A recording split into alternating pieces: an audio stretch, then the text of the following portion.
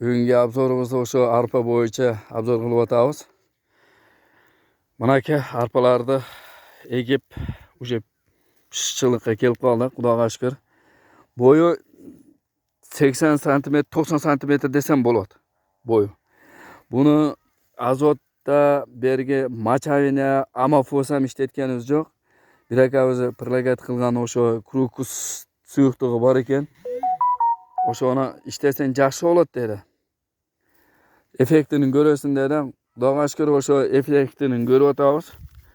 O'sha krukusni bir gana jo'lida ele sepdim. Ko'p emas. Na yurib ketib o'tamiz. Yerdan chiqib o'sgan yaxshiniki qo'yiqtig' ham yaxshi. Anam dani ham cho'ng, o'ta cho'ng chiqdi. Bir jo'l ile sepdi. Dani buni. Katta don bo'lib tur. Sizlarga aytarim o'sha krukusdan qo'llaninglar. Yaxshi effekti bor ekan. Men bir jo'l sepdi, ikkinchi jo'lga uspet qila olmadim.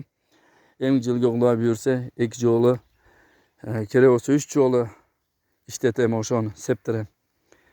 Bir jo'liga shunchalik bo'ldi. Yangi yilga ikki jo'li ishlata turgan bo'lsam, ko'ramiz, Xudo buyursa.